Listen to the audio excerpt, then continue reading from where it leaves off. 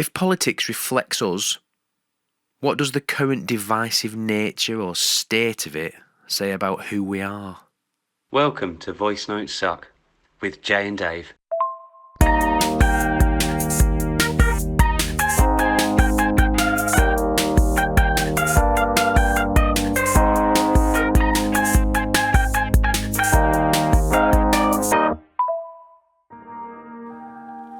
Politics should be about people, but somewhere along the way, it started to feel like a game. In this episode, we're talking about the state of political conversation, media responsibility, and what it says about all of us when shouting becomes the strategy. Dude. Series 3, Episode 6. The polarity of politics, more than a north-south divide. Politics, dude. It's a very sensitive, very important topic in some regards, but it's always going to cause debates, and it's always going to make people think they're more right than someone else. And a lot of that for me is the reason I stay out of politics as much as I can. A lot of the time I don't really understand it, but I do understand that it causes a lot of conflict and tension. So I try and stay away from it. What about you? Do you jump headfirst into it and scream on the way down into the vortex of politics? I used to jump headfirst into it and scream into the void rather than into a vortex. And I think that's the thing, isn't it? I think for me, there's such a polarity between opinions at the moment and perspectives, and all of this is built on personal experience. And it's like people who debate are trying to win. They're trying to destroy their opponent. They're trying to demolish them. And debate shouldn't be about that from my perspective. It should be push and pull. It should be challenge and understanding. And people should be looking to try and come to a consensus. And if they can't come to a consensus, which I understand, then at the very least be able to remain friends afterwards. And I think that's the reason that I wanted to talk about this as much as anything else is there a way that you can be passionate and fervent about what you believe in and still remain friends with people who think differently? And I believe you can. And I wanted to use this episode a little bit to discuss how people could potentially do that, as well as talk about why there are such huge differences between people and their political perspectives or opinions. Yeah, there is, as far as I'm concerned, and we both speak like this most of the time. There's a difference between saying foreigners are taking our jobs and I believe foreigners are taking our jobs. Massive difference. But you find that most people state their opinion as fact. And when it comes to politics, people state their opinions as fact. And that's the problem. And that's what politicians do as well. They state opinions as fact. So everyone thinks that it's a fact and everyone believes them. And instead of asking questions, you just take it at face value and just trudge forwards. And that's not the way to do it, as far as I'm concerned. Like, I believe if people asked more questions, we would have a much healthier society and we'd have much less division. Be curious, not judgmental, right? I think that's such a powerful quote, by the way. Yeah, you're right. Politicians and people will state things as fact when they are very, very much opinions. And there's reasons for that. There's reasons for that from both a person perspective and a politician perspective. And we can dive into some of the reasons politicians arguably misrepresent themselves very, very regularly. As part of this episode, I'd be more than happy to discuss that. But I actually think that the biggest portion of that blame goes to our media outlets, whether they're the BBC or Sky News, or whether it's GB News or Good Morning Britain, or whether it's the Daily Mirror, the Sun, the Express, the Mail. It doesn't matter. These outlets sensationalise, and they drive people to view what content they're putting out there via clickbait, and they make mountains out of so many molehills. And I think that's part of the reason that we've got these attitudes. And it doesn't matter if you're a private independent YouTuber or the BBC or anyone in between, you've got a responsibility to your audience. And I think that responsibility has been neglected. Not even neglected, dismissed completely. Like, media outlets don't care about their audience, they care about views. I could go on about that for quite some time. But yeah, it's fascinating, isn't it? And there's so much in this topic. What are you saying there? Do you think we're reaching a point where it's people versus the news, mainstream news, because of social media? Do you think we have conflicting reports about events that can cause a certain amount of disharmony and conflict? I'm not sure it's people versus the news as such, but I definitely think that all of these people that are peddling opinion as information are doing so because of an agenda. Now, that agenda may not be political bias. It may be money orientated because they need views so they can drive revenue, so they can keep afloat as a platform, as an organisation. But everything that is put out for us to consume is driven by an agenda, and there's a lot more of it available. So to get visibility, you kind of have to be a little bit more shock, a little bit more awe, a little bit more clickbaity. I'm not sure it's people v the news as such, more as in a fight to try and find what's information versus what's opinion. I don't have an issue with the news reporting events. Sometimes that's handy to know for one reason or another. It's when it gets sensationalised, like you said, and gets skewed, or there's some weird little bias happens for some reason, just very subtle, really subtle little uses of language that would program the viewer a little to sway towards one side over the other. Do you think that's money oriented, all about money as well? I can't say the word orientated. Do you think that's about money? It's so funny in a rich man's world. There's a few words that I can't say, Jay, and I'm sure one or two will have been picked out by people that have listened to previous episodes of ours. I think most of it is influenced by money, and if not directly by dollar signs in front of the eyes, by that chase for visibility, by that need for viewers so that they can justify continuing to put out information or news or opinion to people. I think regarding bias, there's a lot of reasons for bias, but everything's biased.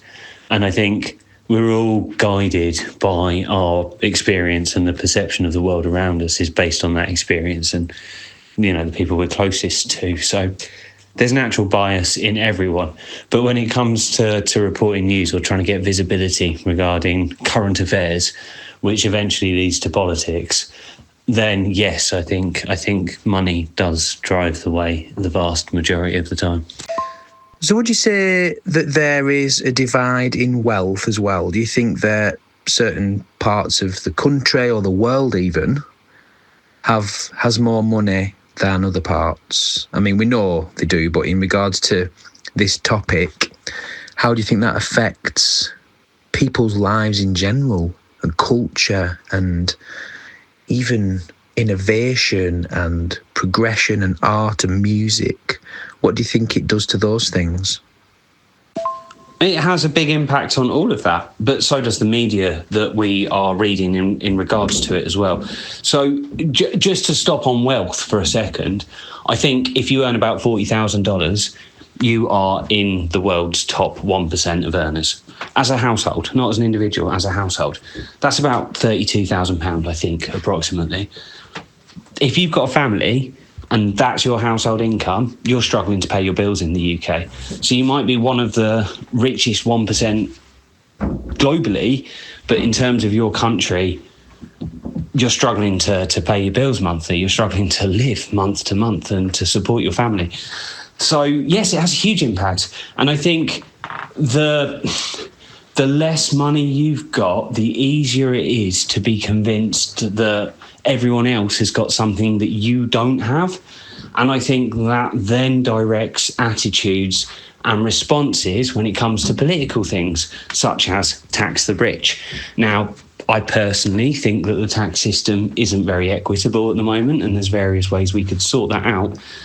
But taxing the rich might not be the way. The thing is, a government has to do what's going to generate the most tax revenue, not what most people want. So, yes, and I'm just using one little example of a political point where division is shown up by wealth.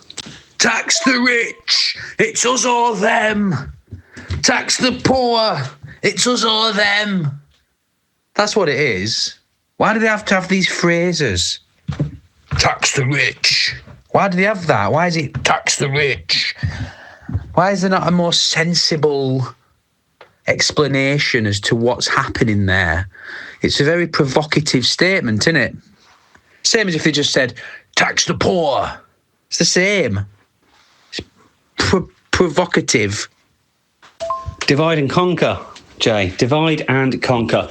It's a mindset. It's, something that humans have always done. We kind of split ourselves into tribes, and our media and our politicians and the people with platforms who encourage this are doing it because it drives them revenue, it drives them visibility, it drives them votes, it drives them power.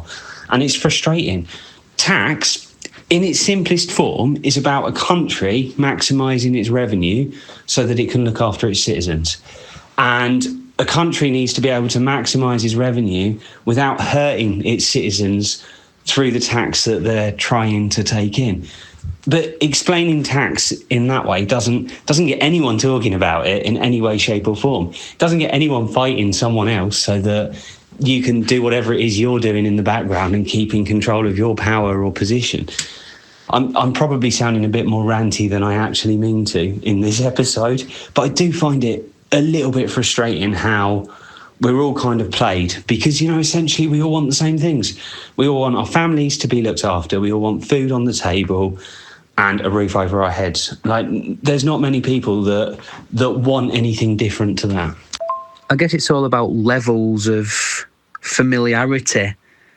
If you're born into a very wealthy family, for example, your normal is far away from, say, someone who was born into a not particularly wealthy family. But comparing those two things doesn't matter when it comes to basic needs being met. And I don't think that, like you said, I don't believe that tax is unfortunately providing that for a lot of people, and it really needs to change. And it's going to take everyone. It's going to take people coming together instead of scratching each other's eyes out going, no, this side's better than your side, and then the other person going, no, my side's better than your side, and then everyone fighting. It's just really annoying. We just need to help each other.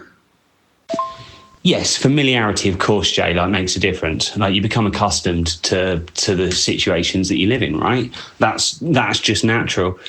I think regarding basic needs, I think we're a lot closer, certainly in the UK, than we give ourselves credit for.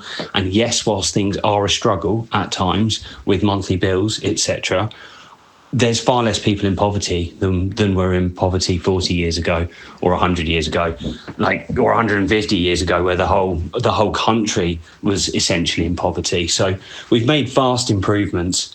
I think the biggest issue with this is our politicians, wherever you are in the West, not being willing to work together. They'd rather argue with each other. They'd rather pull each other down than work together to find common ground. And I think that's what we really need, is we need We need our politicians, we need our political debates, our structures should be aimed at finding places where we can work together rather than being aimed at defeating or destroying your opponent. Like, that just shouldn't be the thing. We shouldn't be going out there to defeat our political opponents. We should be thinking, right, how can we work with our political opponents so that we can get the best outcomes for the most number of people, whilst being aware that we're never going to be able to please all of the people all of the time. How do we change and influence that, though? That's the most difficult thing. We just need to, in my opinion, celebrate our differences more. We don't do that very often. We don't celebrate our differences. People seem to fall back to the criticising each other's differences or comparing our differences. How do you compare your differences? Like comparing differences and then trying to be better. You know, if we all helped each other and focused on each other's strengths, then that would be more beneficial to everything. And I don't understand why politicians in particular don't do that. It's almost like they're locked into this rigid mindset. They're locked into policy and how they have to behave. And that's probably one of the problems with writing policies, isn't it? They're not flexible. They don't create any flexibility whatsoever. That's where it seems to have all gone wrong there, don't you think? I'm struggling to leave this message, Jay. It's attempt number 5 or 6 already. You make so many good points in that message, and I want to reply to them all, but I don't think I'm going to be able to. I think celebrating differences as strengths is important, as long as they are strengths. And I think recognising that something isn't a strength doesn't make you a bad person. And I think that's something that we've lost sight of. And I think it comes from our political powers and our media primarily. But if you look at the Houses of Parliament in the UK, they don't work together. If you ever watch PMQs, it's an hour and a half of MPs shouting and jeering and insulting each other. It's like being on a school playground. It's ridiculous. It's infantile, and they need to grow the hell up. The reason they keep acting like this, in my opinion, is because they're more concerned about protecting their jobs and protecting their positions of power than they are about serving their constituents or the people they were elected to serve. And I understand it. Terms are short and people don't like change. If you implement drastic change, people are likely to vote for someone else. You lose your position of power, you lose your salary and your future opportunities. So it's difficult. And I think, how do we change it? We just be the difference, Jay. We do things like this. We have conversations that encourage the behaviours that we want to see. Role modelling. We need to start a campaign, Dave. We need a role model campaign. I haven't seen anything like that, really. There's so many different people in so many different areas who get a lot of the limelight, they get a lot of the spotlight, and they're not particularly very good role models. And you see that all the time in politics, in most places. And I can't speak for everywhere because I don't really know that many political parties across the world. I'm sure there are some that are good role models and that kids can look up to and go, I want to be like that person when I'm older because they're a genuinely good person. Whereas we've always experienced this, like you said, just constant bickering. And it's like they don't have parents, in inverted commas. I've said this before, like the government really is like society's parents. If it's not a healthy relationship, things aren't going to go well. So let's start a role model campaign, Dave. Because we don't have enough work with voice notes suck and the squibbles and all of the other stuff that both you and I are doing, Jay. We've got plenty of time to set up a role model campaign. I think it's a wonderful idea. I really do. Logistically, it's going to be a challenge to set up, and I think it will need serious funding to make it a worthwhile enterprise. But I think it's something that society could do with. The biggest hurdle to that is that media outlets social media platforms, algorithms don't want to promote those kind of behaviors. They want to promote the divisive, clickbaity type stuff because that's what drives revenue to the platforms. So it's almost like this is a fight on at least two fronts, maybe even more. We've got a fight against the established political systems, but we're also fighting against the way that media and news and video and content is delivered to us. Like, both need to be changed, I feel, to drive a real difference. And a role model campaign would need to be targeted at both politicians, political systems, and media systems too. Why does it have to be online though? Why can't it all be on the ground? That's where we have the biggest impact anyway, isn't it? Like, online stuff's very fleeting.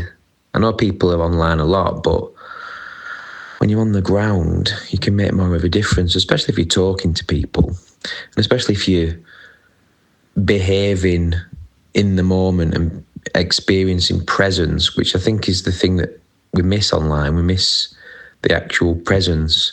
We talk about online presence, don't we? But where is that really? So an interesting comment that I agree with, Jay. I think people do have real life role models. I just don't think they carry much influence when it comes to the conversation that we're talking about, the political divisions or the divisiveness that comes from maybe having a different political opinion. It kind of rolls into the school conversation, doesn't it? The right to be taught, where there's this apathy and this lack of responsibility, and it comes from the top. So whilst a lot of that stuff is delivered digitally and online, I wasn't specifically referring to online role models only. I was saying that the change needs to be implemented from the top, otherwise we won't see change. That's my gut instinct. So if we can't change the behaviours from the people that are driving the behaviours, then we're kind of trapped a little bit. And like I said a couple of messages ago, Jay, all we can do is be the change that we want to see. All we can do is continue to try and have conversations like this where we don't necessarily always agree, but we're able to be respectful and we're able to work through why we think differently and then decide if our opinions and perspectives have changed or not. So we basically just need absolutely loads and loads and loads and loads and loads and loads and loads of patience, basically, don't we? Because I can't see those people at the top changing anytime soon. I can't see these people in power and in major positions of power and wealth and financial abundance changing their behaviour anytime soon and becoming particularly positive role models. The problem we have as well is they are role models in the wrong way. They're role models for people who want to aspire to be like those people, and it creates a society of people who are obsessed with money, people who are obsessed with getting to the front of the queue all the time, people who are obsessed with getting the most points, getting to the top of the leaderboard. It creates an over-competitive divide between this and that, north and south, the topic of our episode right now, Dave, don't you think? Yes, I do think all of that at times.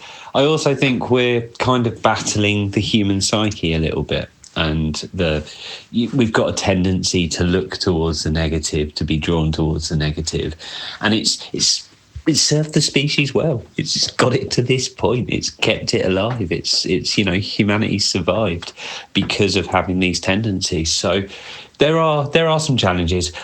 I think there are plenty of good role models. I think we need to celebrate these types of conversations and encourage them as far as we can. And I think we need to, be mindful and respectful of other people's right to an opinion, especially when so much of everything is opinion. And if we can do that and we can understand that the other person that we're talking to is human and they're allowed to think differently, then I think that's a really good place to start personally. But being a good role model in those positions isn't just about opinion, is it? It's about behaviour. How do we encourage better behaviour? Because that matters. Opinion can be anything really, but behaviour, that really matters. I agree, Jay. I do agree. And I think I think I was wrapping behaviour and opinion into each other in a way.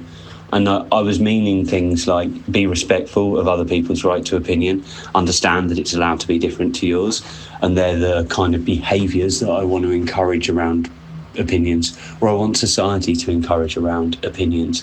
If you're not acting like that and you're not treating your fellow human with respect, then you're not going to get a positive response when you're talking to them about things.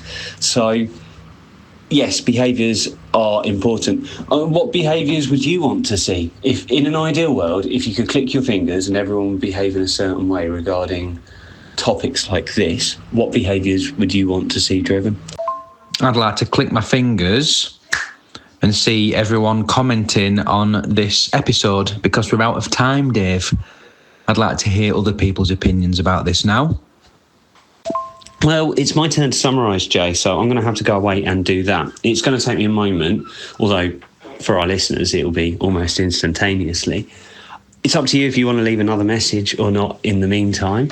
And is this now a thing? Are we going to leave questions unanswered at the end of each episode? I don't know, Dave. Are we?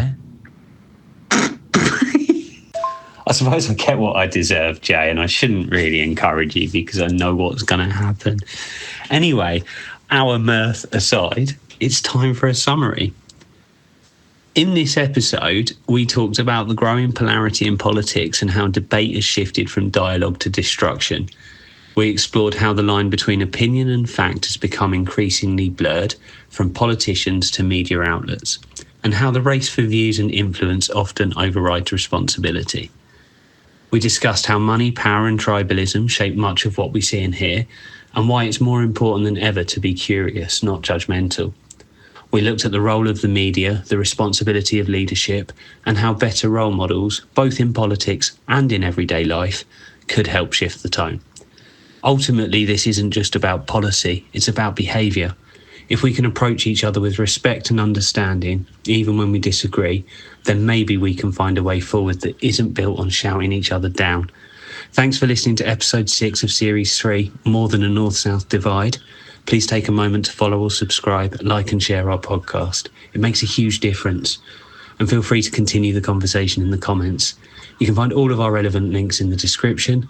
Jay's been Jay, I've been Dave, and we'll see you next time for another episode of Voice Notes Suck. You've been listening to Voice Notes Suck with Jay and Dave.